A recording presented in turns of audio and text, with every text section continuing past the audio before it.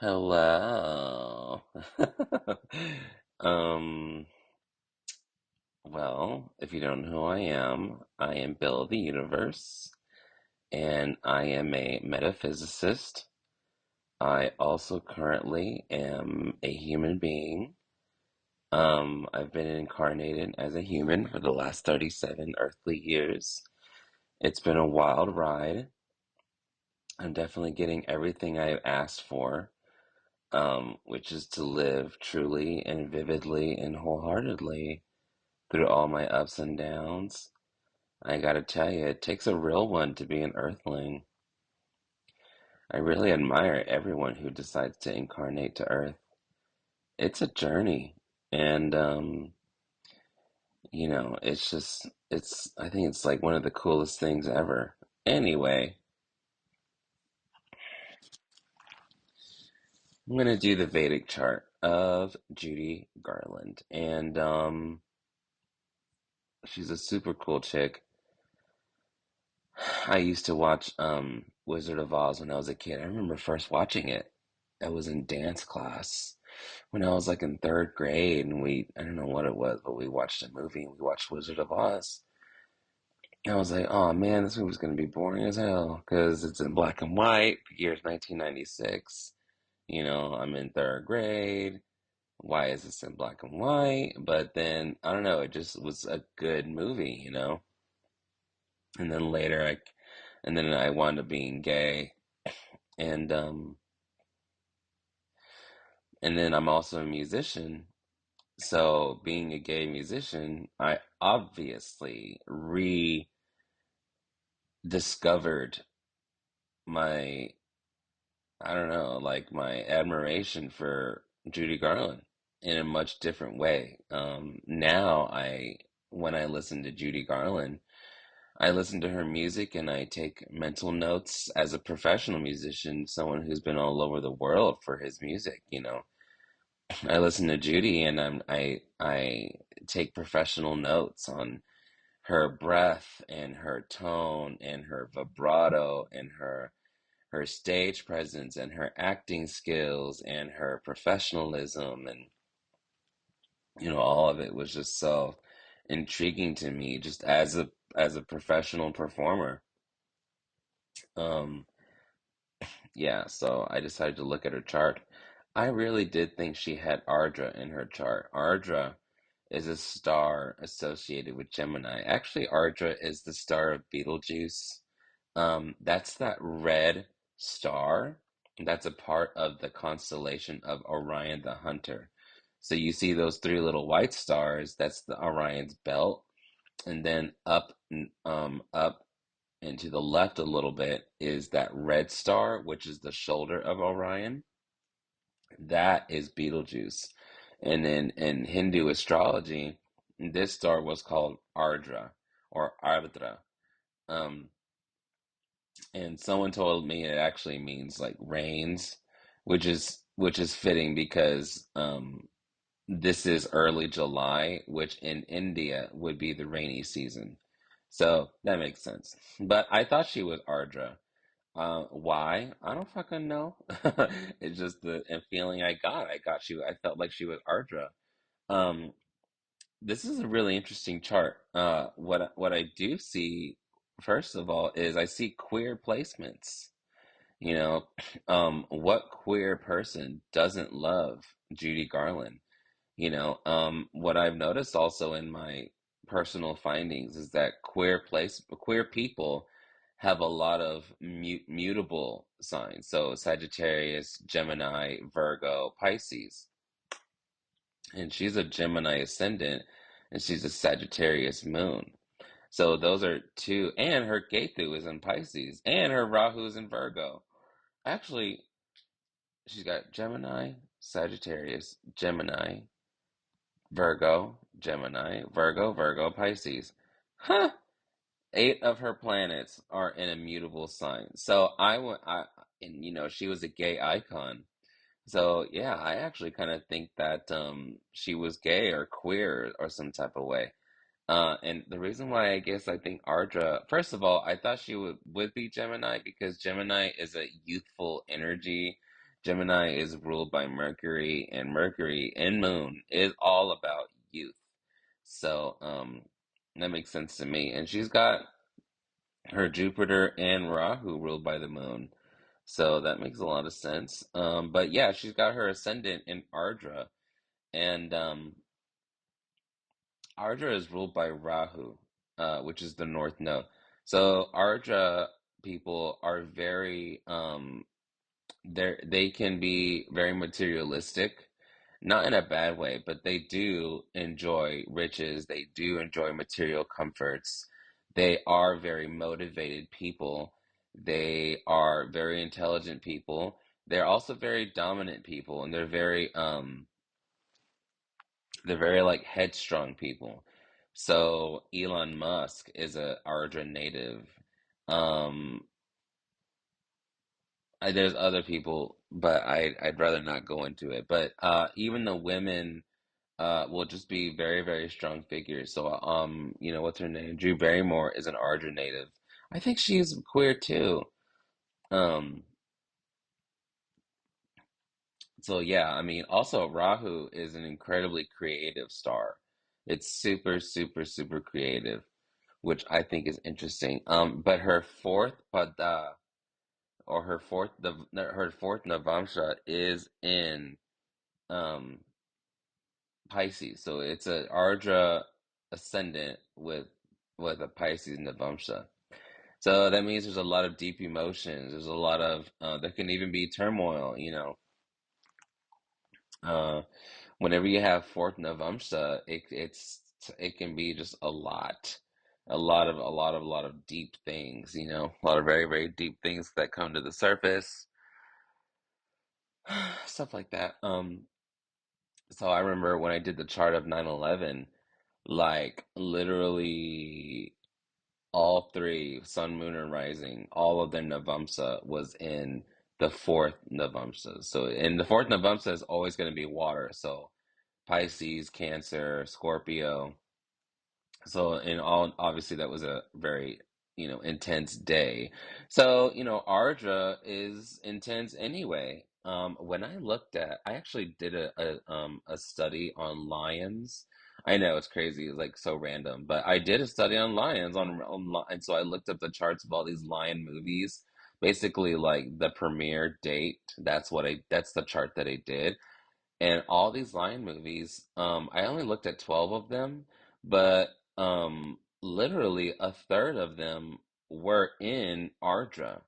And so I looked up the mythology of the ancient mythology of different cultures around the world of Ardra, and most of them, especially South African mythology, associates Ardra with a great predator or a great hunter. And even today, we associate the star Betelgeuse with Orion the hunter.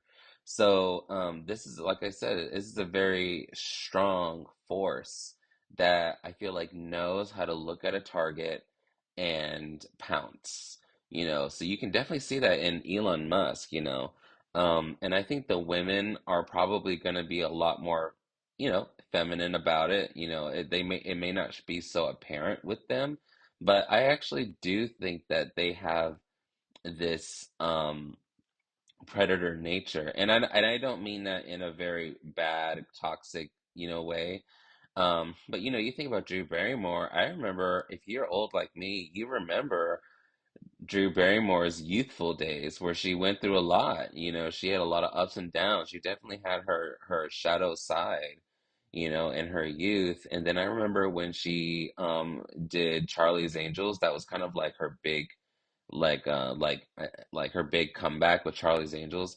And she was talking about how she was the producer. She was the one who scouted the producers in Hollywood, and she was talking about how she was talking about how she was on the table in the boardroom, like just absolutely killing it and just like wowing everyone with her energy. And so Drew Barrymore was like the engine behind that Charlie's Angels remake. And if you're old like me, you remember how big of a hit movie that was. So Ardra is very, very uh, a very, very fierce, actually, energy. So, and your ascendant is you. So your sun is like your glory, it's what everyone sees. It's what the most egotistical part of you. And the moon is very, very intimate to how you are in your private life, how you think, how you process your emotions. But your ascendant is your body. Your ascendant is completely you. So, and she's an Ardra ascendant, so that's very, very interesting. The other queer placement that I found was pointed out to me by the astrologer Claire Nocti that Mula is a very, very popular placement for gay people. The only person I can think of right now is Jeffree Star. He's like a Mula ascendant or Mula sun, something like that. So I think that's really interesting. And she's a Mula moon. And it's in the second Navamsha of Taurus, so that makes sense. So that means that it can mean several things. It can mean that she was a very sensual person because of Taurus. It could mean that she was a collector and a hoarder because of Taurus. It could also mean she was very beautiful and very artistic because Taurus is Venus. So it could have meant all that stuff. Not only that, but she was an actual Taurus sun. So the star of Mrigashira, um, it half sits in Taurus, half sits in Gemini, and she's in the first Navamsa of Mrigashira, so she's sitting in Taurus. So Taurus is one of the most sensual signs. It might be the most sensual sign. Um, so there's a lot of Venus, there's a lot of creativity now that I'm looking at it. The fact that Rahu, ruling her ascendant, is artistic. She's a Taurus sun. That's Venus. That's artistic. And also her moon is in the second Navamsa of Taurus, and that's artistic. So she's got actually quite a bit of Taurus in her big three, which is interesting.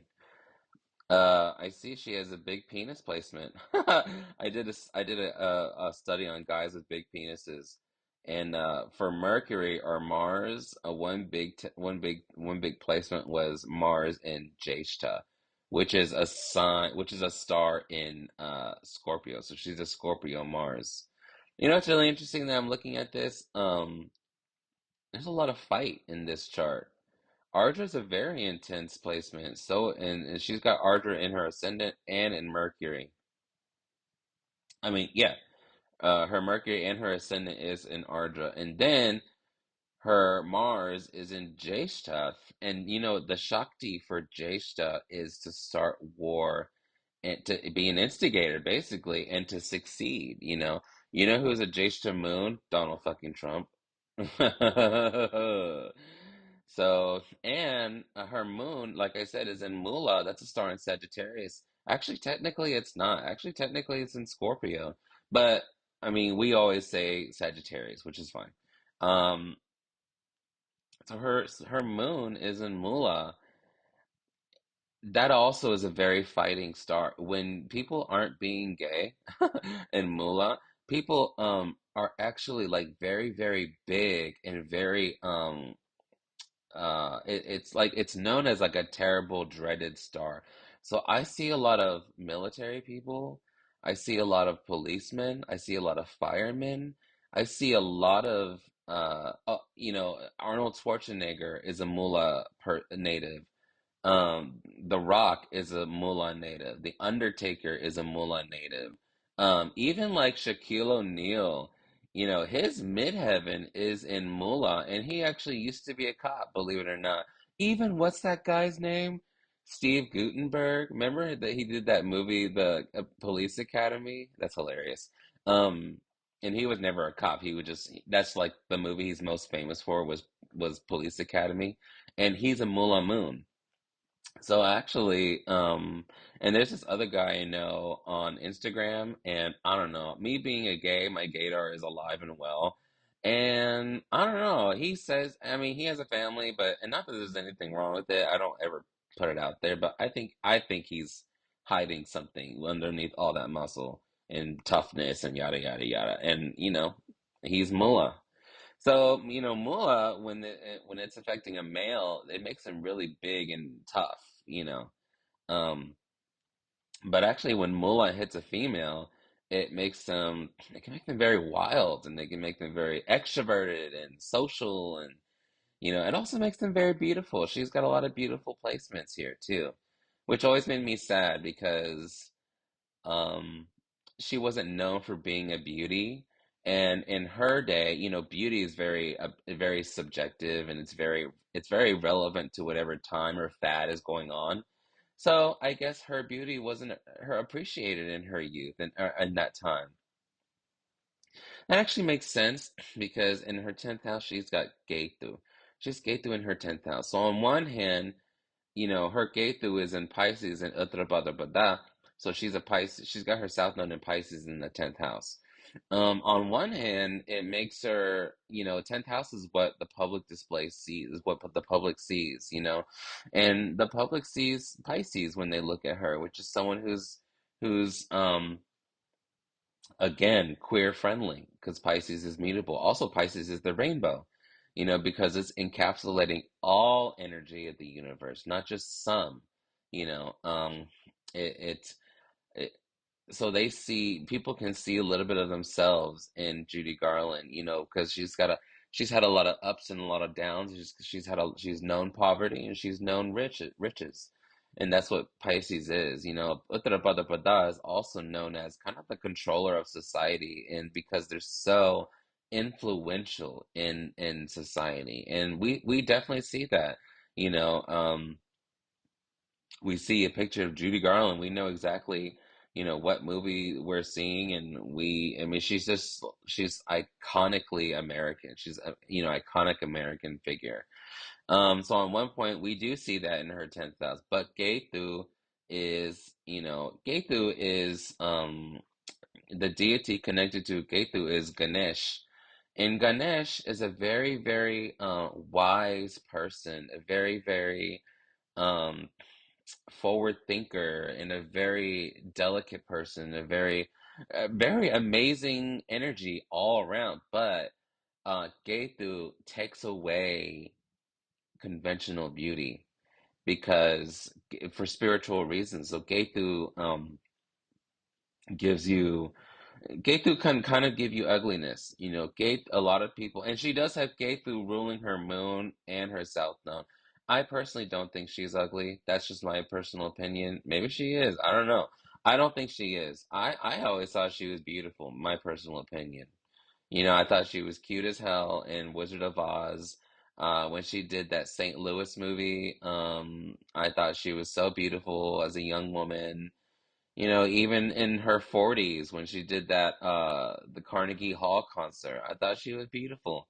But I'm a Ketu native myself. So, Ketu natives, they let their inner beauty shine more than their outer beauty. And for her to have Ketu in her 10th house of public display, that energy kind of shows. She had a lot of issues with her mom, which makes sense because the fourth house is the mother, and she has Saturn in the fourth house. So Saturn is delay, or it's causing distance in some way in fourth house, and so she's got that energy in her fourth house. The other thing is she's got fourth house, and she got her Rahu in the fourth house. So it means that she might have been very obsessed with beauty. She might have done everything done the most to be as beautiful as she can be. And we all know that she was put through the ringer. She was 13 years old working in Hollywood, dieting, and she was anorexic at one point, and I mean, she just absolutely did the most to try to be as beautiful as she can be. But what's interesting is opposite fourth house is 10th house, and she had Ketu in the 10th house. So people didn't look at her beauty. People looked at her inner beauty. They looked at her talent. The other thing is she has Jupiter in her fourth house. So, you know, uh, it actually could mean that she was a naturally beautiful person, which I do think so. But like I said, Saturn is sitting there, so Saturn kind of takes away or kind of delays. But for fourth house to talk about the mother, for Jupiter to be there, this could mean that her mom, Jupiter is the male planet, and Jupiter is the planet of the father. So it could mean that uh that her mom was more like her dad, which I think makes sense because her mom was very, very like stronghold, had a very strong hold of her daughter, was very, very controlling. Um, what else was I gonna say? Oh, and there's speculation that her father was gay. Um, so if he was like the more feminine one, then it's very possible that the mother was the more masculine one. Because we all know that's kind of how it works. If even if you're a feminine man, just you'll still probably attract a masculine woman. So that kind of checks out, and it kind of looks that way in this chart. One, two, three, four, five, six. She's a very hard worker. Like I said, her Mars is in Scorpio, and it's sitting in her sixth house of Virgo, which is the good old fashioned hard work. So her also, it's good to have a malefic in your sixth house. When you have a benefic, which is Jupiter, Mercury, I think Moon, it can actually kind of make you a little bit lazy. It can make you like fat. It can give you a good life. I mean, it definitely can, but it doesn't. It won't make you this really fierce person. But for her to have her Mars in her sixth house, um, it means that she was a very fierce person, very hard worker. So this chart has a lot of I'm sorry, I'm falling asleep. This chart has a lot of fight in it. A lot of hard work. And then I know she had a lot of drug issues. Um she has her sun in her 12th house. So, sun in the 12th house, sun is supposed to be bright and shiny. That's why it does so well in Leo, because Leo has no problem showing off, and so that's the glorious sun, right? Well, her sun is in the 12th house of Pisces. Pisces takes away.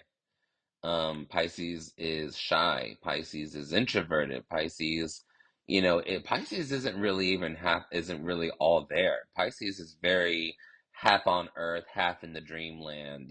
So when you have someone who's got their sun in the 12th house, a lot of them will kind of shy away from the public eye, or they'll develop drinking issues or develop drug issues, stuff like that, because 12th house is about not mentally being here on earth all the time. Your body's here, but mentally you're kind of not. So a lot of people with 12th house issues, even people who are just straight up Pisces, they'll have issues with drinking, drugs, or they'll kind of have isolation issues where they want to be apart, they want to be away, they want to disappear, stuff like that. Makes me think of that Mariah Carey song, because she's a Pisces sun, and she's like, "How do I disappear?" So, I mean, and she's got her Ketu in Pisces as well. So, anyway, I think that's enough. Where am I? 23 minutes? Damn, girl. Okay, bye.